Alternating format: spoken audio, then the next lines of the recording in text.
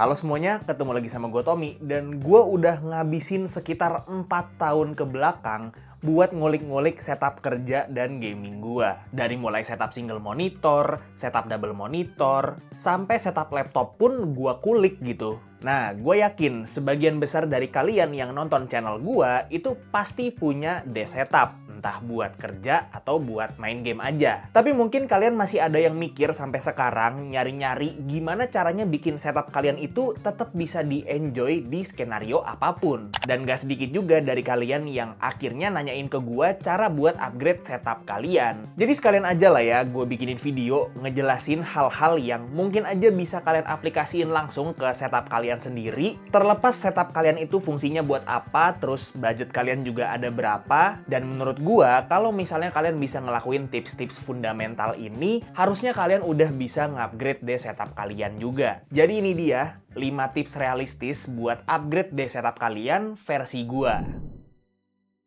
Tip yang pertama itu menurut gua yang paling simple dan paling gampang buat kalian lakuin sekarang juga, yaitu cari inspirasi. Cari inspirasi di sini tuh bukan kayak seniman-seniman zaman dulu gitu ya, yang harus jalan-jalan dulu, terus harus kayak lihat pemandangan dulu, harus boker dulu, nggak gitu. Kalian cukup buka HP kalian, buka Instagram, TikTok, atau YouTube, terus cari aja desk setup. Zaman sekarang tuh udah banyak banget orang yang sharing tentang setup mereka, nggak terbatas ke konten kreator doang, jadi harusnya bisa lebih sesuai gitu sama apa yang kalian cari. Kalau kalian cari setup yang temanya minimalis, ya cari yang minimalis. Kalau mau setup gaming yang RGB, cari yang RGB. Atau mungkin mau yang lebih tematik kayak tema retro gaming, ya cari aja.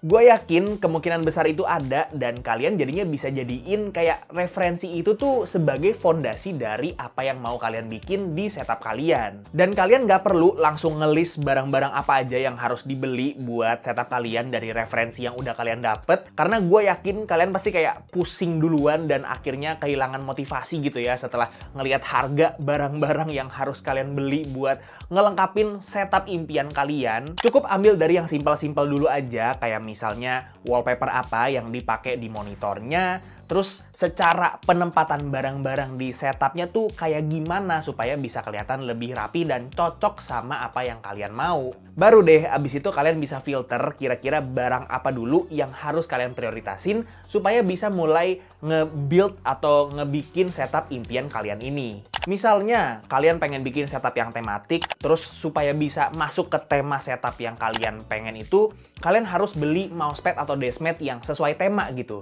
Ya udah, kalian coba langsung aja beli deskmat atau mousepad itu dulu, dan siapa tahu dari kalian beli deskmat atau mousepad itu, langsung udah bisa kayak ngasih vibe setup yang kalian mau gitu, setup tematik yang kalian mau. Intinya ini tuh bisa kalian lakuin supaya kalian itu nggak asal beli barang aja gitu ya, nggak asal lihat satu video terus langsung beli barang-barang yang dia pakai gitu, yang ada di videonya, dan akhir-akhirnya malah barang-barangnya tuh nggak sesuai apa yang kalian mau di setup kalian dan nggak kepake jadinya. Ya hitung-hitung nggak buang-buang duit jadinya kan.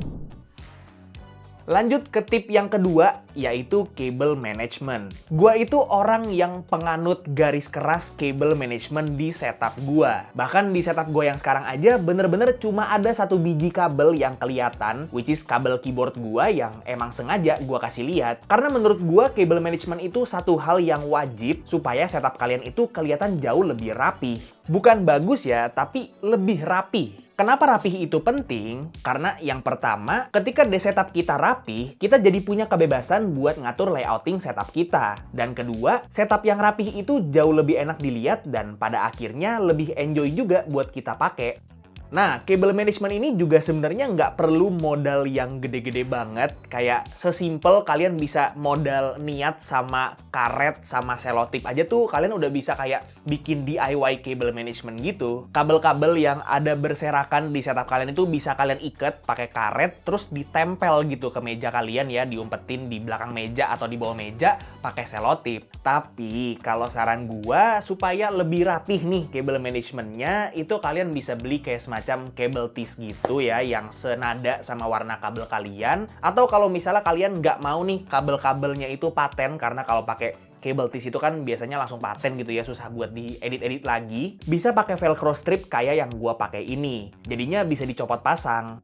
Nah, kalau kalian udah masuk ke tahap ini ya, udah mulai kayak ngerapihin kabel kalian pakai cable tease atau velcro strip dan mau upgrade cable management kalian ke level yang selanjutnya, kalian bisa beli semacam underdesk cable tray gitu. Ini fungsinya buat nampung segala macam perkabelan kalian supaya kabel yang kelihatan di atas meja kalian itu minim dan di routing ke bawah meja semua. Barang kayak gini tuh banyak macamnya dan menurut gue sih murah-murah. Jadi kalian tinggal pilih aja mau yang modelnya kayak gimana ya. Kalau gue pribadi, karena gue sering gonta-ganti komponen di setup utama gue ini, jadi gue pakai yang modelan jaring-jaring kayak gini, supaya lebih gampang akses perkabelan gue. Tapi balik lagi, kalau misalnya budget kalian masih minim, ya kalian bisa mulai dulu dari ngiket-ngiket kabel yang berserakan di meja kalian itu pakai cable tease atau pakai si velcro strip tadi. Karena dengan kabel-kabel kalian yang udah rapih itu, gue jamin bakal langsung nge-upgrade deh setup kalian sih. Lanjut ke tips ketiga, yaitu lighting, khususnya ambient lighting. Coba kalian lihat setup gua yang sekarang ini dengan kondisi cuma pakai lampu ruangan aja. Terus sekarang bandingin sama kalau gua matiin lampu ruangan dan pakai ambient lighting. Beda kan? Menurut gua lighting itu salah satu hal yang bakalan make or break setup kalian. Karena selain ngasih karakter ke setup kalian, ambient lighting ini juga ngaruh ke mood kita. Kayak contohnya gua itu tipe orang yang otaknya tuh lebih encer kerjanya kalau misalnya ruangannya itu kayak rada remang-remang gitu ya. Jadi kayak agak gelap gitu. Nggak tahu kenapa gua ngerasa bisa lebih fokus aja karena sumber cahaya yang ada cuma dari monitor gua. Tapi gua tahu kalau kerja kayak gini tuh nggak sehat buat mata gua. Jadi gua pakai light bar yang akhirnya ngasih penerangan khusus buat di area utama setup kerja gua aja, tapi tetap ngasih vibes remang-remang di ruangan gua. Jadinya mood kerja gua jalan, mata gua nggak rusak, dan setup gua jadi tetap enak dipandang. Nah, sebenarnya ada satu fungsi dari ambient lighting ini yang berhubungan sama cable management. Yaitu kalau misalnya kalian kayak gua yang lebih suka ruangannya itu rada gelap gitu ya, itu jadinya kayak bisa ngumpetin kabel juga. Kayak misalnya di setup ini yang dikirim salah satu dari kalian di Discord gua, ini setupnya kelihatan rapih kan? Tapi gua jamin kalau dia nyalain lampu ruangannya, itu kabel di atas monitor langsung kelihatan dan bakal ganggu banget. Jadi intinya ambient lighting itu fungsinya banyak ya. Kalian tinggal mainin aja lightingnya sesuai referensi yang udah kalian lihat, atau ya kalau misalnya pengen bikin sendiri kayak di setup gue ini ya, gue akhirnya coba-coba sendiri, ya gas aja. Dan mainan ambient lighting juga nggak harus mahal, nggak harus pakai light bar monitor mahal, nggak harus pakai LED strip mahal. Kayak semacam pakai lampu arsitek dikasih bohlam smart murah juga udah bisa kalian pakai buat mainin ambient lighting. Oke, lanjut ke tips keempat, yaitu ergonomics. Ini masuknya lebih ke kenyamanan dan kesehatan jangka panjang di setup kalian juga sih. Karena kalau kita udah bikin di setup, pasti kita mau ngabisin waktu yang lumayan lama gitu di setup ini. Jadi, pastiin kalian itu bisa invest pelan-pelan ke barang-barang yang bisa ningkatin ergonomics di setup kalian ini. Hal yang paling simple buat mulai ningkatin ergonomics di setup kalian itu adalah dengan positioning monitor. Kalau kalian pakai monitor, kalian bisa pakai bracket atau semacam monitor riser kayak dash shelf gitu. Kalau kalian pakai laptop, ya kalian bisa pakai laptop stand. Tujuannya itu supaya layar monitornya itu sejajar sama kepala kalian, sehingga kalau lagi kerja itu nggak nunduk atau ngedangak, bener-bener lurus tegak dan pada akhirnya bisa ngejaga postur badan kalian juga.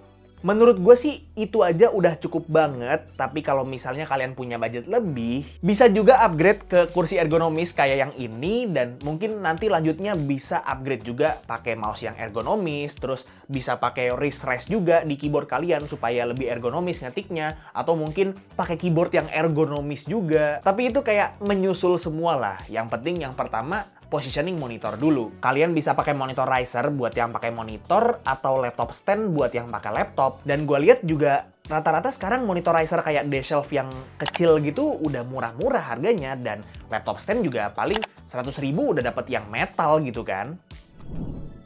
Nah, untuk tips kelima dan yang terakhir itu, kalau misalnya kalian ngerasa udah ngeaplikasiin hal-hal fundamental yang gue sebutin tadi, terus udah ngerasa punya setup yang hampir sesuai sama apa yang kalian mau, tapi kok rasanya kayak ada yang kurang gitu ya. Nah, kalian bisa invest ke meja yang lebih gede. Tapi bukan berarti dengan meja yang kecil itu otomatis setup kalian jadi nggak bagus. Nggak ya. Gue pribadi juga start dari meja yang ukurannya kecil, terus pelan-pelan ganti ke meja yang lebih gede, dan sekarang sekarang akhirnya pakai meja yang gede banget. Ukurannya 160 x 70 cm gitu kan. Menurut gue sih, semakin gede meja kita, semakin gede juga ruang buat kita berkreasi sama desk setup kita. Entah itu ruang buat naro desk shelf, naro desk mat yang rada gede, atau naro ornamen-ornamen yang ngasih karakter ke setup kita, tapi nggak bikin setupnya kelihatan sempit. Tapi hal ini tuh situasional banget ya, karena gue juga tahu kalau alasan orang nggak bisa upgrade meja yang lebih gede itu bukan cuma karena budget aja, tapi mungkin karena ruangan atau ukuran ruangannya juga kurang memungkinkan gitu untuk mereka pakai meja yang lebih gede. Jadi, kalau misalnya possible dari segi ruangan ya, dari segi ukuran ruangan sama dari segi budget,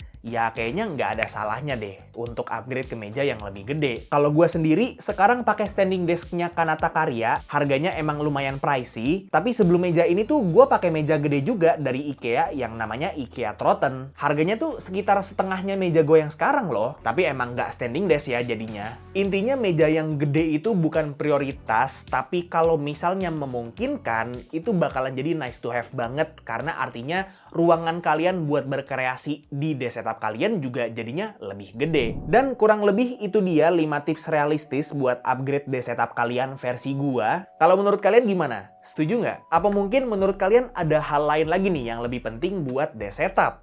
Coba komen di bawah. Kalau kalian udah bikin desk setup kalian sendiri dan pengen banget kalian pamerin, boleh banget langsung aja join Discord gua yang linknya udah ada di deskripsi di bawah, dan langsung aja buka channel yang pamer setup. Di situ kalian bisa langsung share foto setup kalian dan langsung bisa dilihat sama semua member Discord gua. Atau kalau misalnya kalian pengen diskusi soal desk setup, ya langsung aja ngobrol-ngobrol di Discord gua itu. Oke, paling segitu dulu aja untuk videonya. Semoga video ini bermanfaat buat kalian semua. Like kalau kalian suka videonya, dislike kalau nggak suka, dan jangan lupa untuk subscribe supaya kalian nggak kelewatan video gua yang selanjutnya. Kita ketemu lagi di video selanjutnya.